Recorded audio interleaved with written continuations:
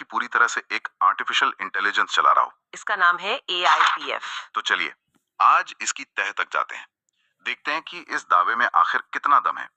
हमारा मकसद बस ये समझना है कि ये क्या सच में डीफाई का भविष्य हो सकता है या फिर ये सिर्फ एक और बड़ा वादा है। और जो सोर्स में इसका सबसे बड़ा, सबसे आकर्षक दावा है वो यही है कि इसमें इंसानी दखलंदाजी जीरो है। जीरो मतलब कैसे? सोर्स के मुताबिक इसे बनाने वालों ने इसे बनाकर छोड़ दिया, अपना मालिकाना हक भी वो भी छोड़ दिया, और स्मार्ट कॉन्ट्रैक्ट को एक ऐसे 00 एड्रेस पर भेज दिया जिसे कोई कंट्रोल ही नहीं कर सकता। अच्छा, तो मतलब कोई सीईओ नहीं, कोई टीम नहीं जो रातों रात नियम बदल दे।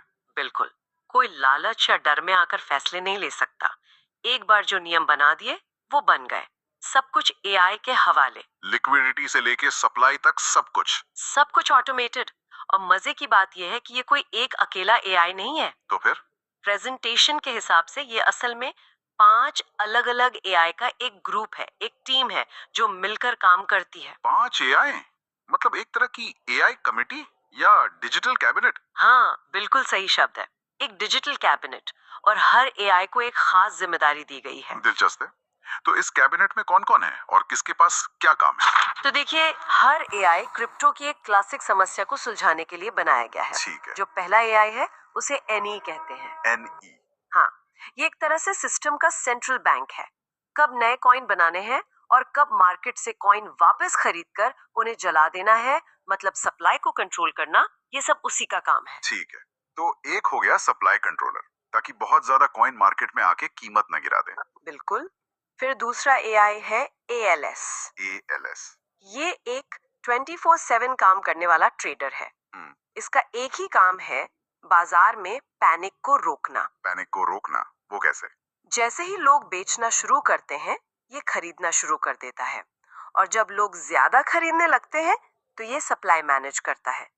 सोर्स का दावा है कि इसकी वजह से कीमत में अचानक बड़े उतार चढ़ाव नहीं आते। एक मिनट, अगर एआई बाजार को इतना संतुलित कर रहा है तो क्या इसका ये मतलब नहीं कि वो बहुत ज्यादा मुनाफा कमाने से भी रोकेगा?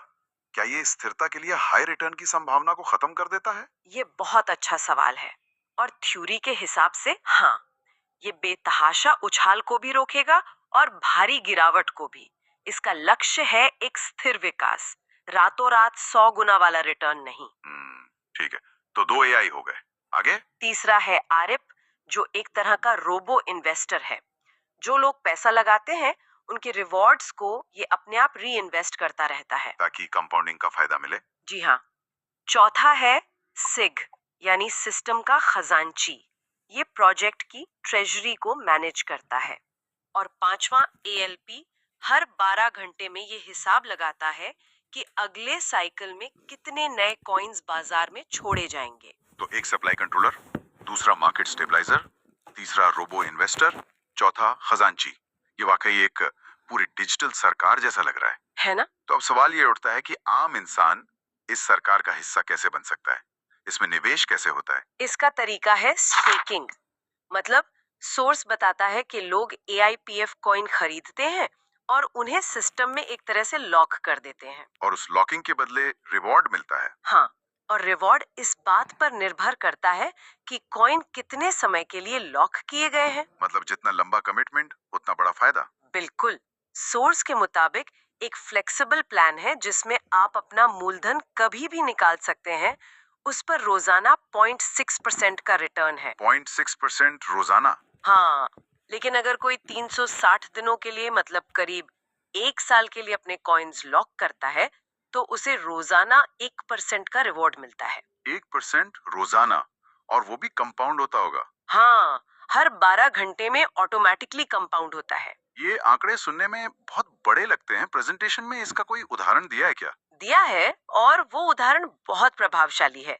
सोर्स कहता है कि अगर कोई 100 कॉइन 1 साल के लिए 1% रोजाना पर स्टेक करता है तो कंपाउंडिंग की वजह से साल के अंत में उसके पास 100 कॉइन नहीं, कितने? 3627 कॉइन होंगे। क्या बात है! मतलब सिर्फ कॉइन्स की संख्या में 36 गुना की बढ़ोतरी।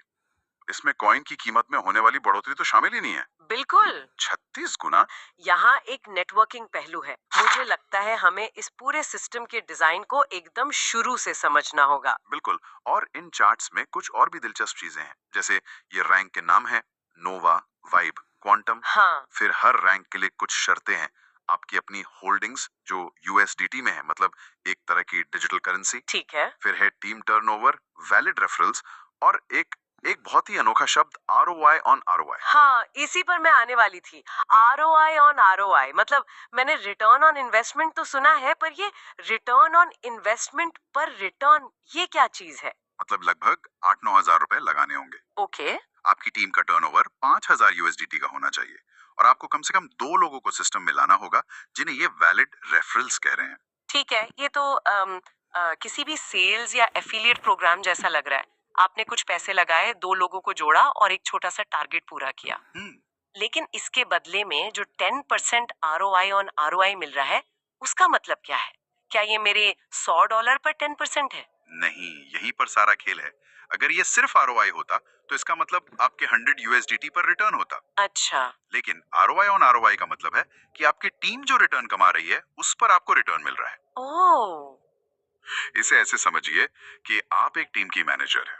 आपको अपनी सैलरी तो मिलती ही है, पर आपके खिलाड़ी जब मैच जीतकर बोनस कमाते हैं तो उस बोनस का एक हिस्सा आपको भी मिलता है। क्योंकि मैंने उन्हें ट्रेन किया है। बिल्कुल, क्योंकि आपने उन्हें ट्रेन किया है। अच्छा।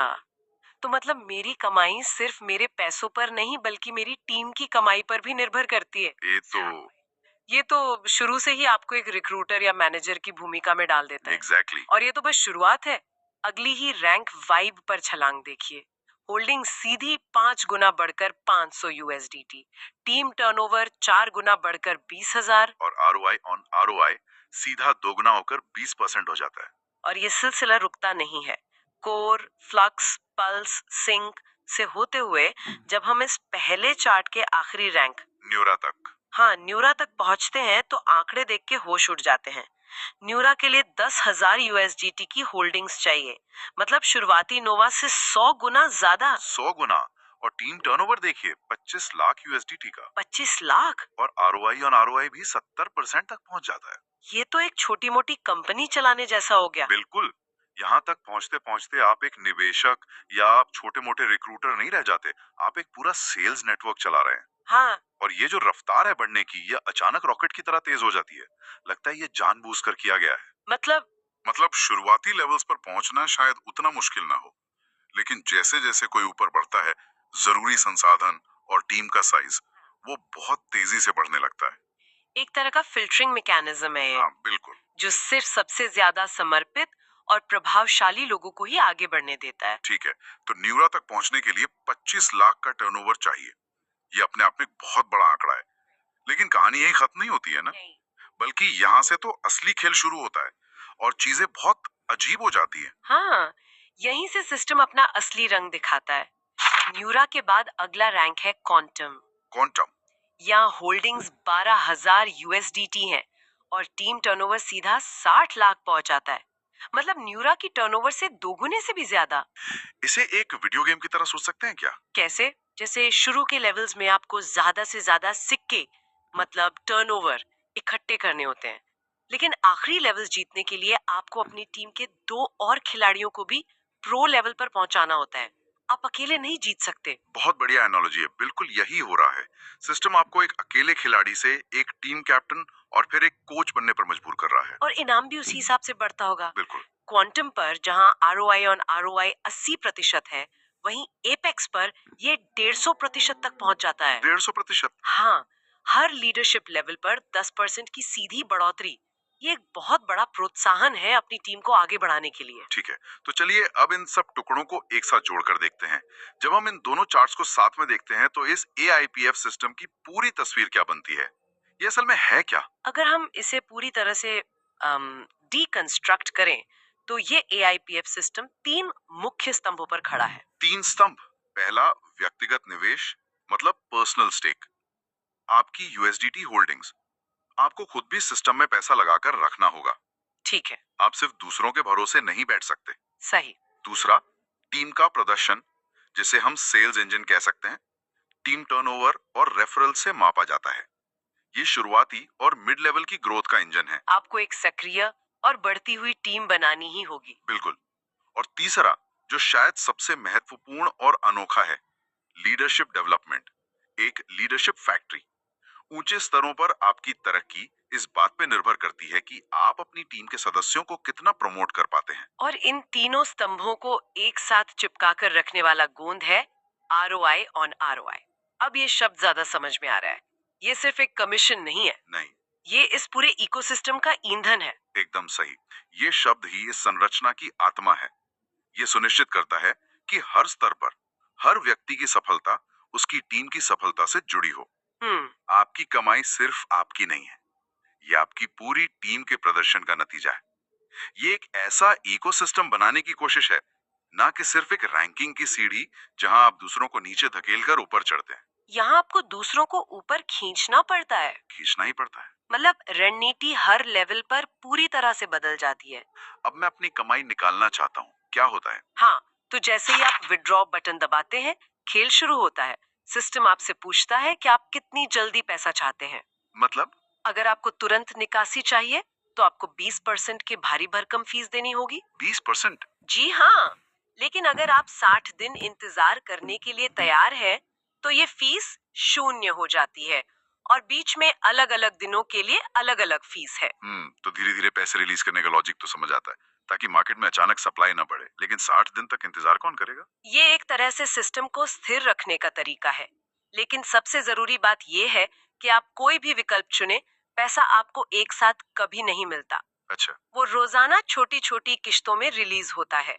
अगर आपने 10 दिन का विकल्प चुना, तो आपकी कुल रकम 10 दिनों में बराबर हिस्सों में आपके वॉलेट में आएगी। ताकि बाजार में कभी भी एक साथ बड़ी बिकवाली का दबाव ना बने। बिल्कुल। ठीक है, यहाँ तक तो सब ठीक था, लेकिन अब वो हिस्सा आता है, ये टर्बो स्वैप। हाँ, तो चलिए देखते हैं हम इसे कुछ मिनटों में समझ पाते हैं या नहीं। कोशिश करते हैं। ये वाकई थोड़ा घुमावदार है। तो मान लीजिए आपकी निकाली हुई राशि किश्तों में आपकी एक खास टर्बो वॉलेट में आ गई है। ठीक है। अब आप उसे असल में बेचना चाहते हैं, मतलब AIPF को USDT जैसे स्टेबल कॉइन में बदलना चाहते हैं। ठीक है। यहीं पर टर्बो स्वैप काम आता है। बेचने की प्रक्रिया शुरू करने के लिए सिस्टम एक शर्त रखता है। क्या शर्त? शर्त ये है कि जितने डॉलर के AIPF कॉइन आप बेचना चाहते हैं, उतने ही डॉलर के USDT आपके बाहरी वॉलेट जैसे ट्रस्ट वॉलेट या मेटामास्क में पहले से होने चाहिए। 1 मिनट, क्या अगर मुझे $100 के AIPF बेचने हैं, तो मेरे वॉलेट में पहले से 100 USDT होने चाहिए? ये तो बड़ा अजीब है। मैं तो USDT पाना चाहता हूँ, देना क्यों पड़ेगा? यही तो सारा खेल है। इसे ऐसे समझिए जैसे ये एक खरीदो एक बेचो का नियम है। एक खरीदो एक बेचो? हाँ, जैसे ही आप $100 के AIPF बेचने की प्रक्रिया शुरू करते हैं, सिस्टम आपके बाहरी वॉलेट से वो 100 USDT लेता है और तुरंत खुले बाजार से $100 के AIPF कॉइन खरीद लेता है। ठीक है। और इन खरीदे हुए कॉइन्स को 12 घंटे के लिए लॉक कर दिया जाता है। हाँ। और सिर्फ इस खरीद के पूरे होने के बाद ही आपके वो मूल $100 के AIPF, जिन्हें आप शुरू से बेचना चाहते थे, अब बिकने के लिए रिलीज होते हैं। अरे बाप रे। सोर्स ने डेक्स स्कैनर और डेक्स टूल्स जैसे प्लेटफॉर्म्स का हवाला दिया है। दावे के मुताबिक 100% लिक्विडिटी लॉक्ड है, जिसका मतलब है कि डेवलपर्स पैसा लेके भाग नहीं सकते। ये तो अच्छी बात है। और कॉन्ट्रैक्ट मिंटेबल नहीं है, यानी कोई अपनी मर्जी से नए कॉइन बनाकर सिस्टम में नहीं डाल सकता। और कोई छिपा हुआ मालिक भी नहीं है। तो इस पूरी चर्चा को अगर हम समेटें, हमने AIPF नाम के एक प्रोजेक्ट की गहराई से पड़ताल की, जो पूरी तरह से AI द्वारा चलाए जाने वाले एक DeFi इकोसिस्टम का वादा करता है। और इसमें स्थिरता और विकास के लिए बहुत जटिल और अनोखे तंत्र बनाए गए हैं।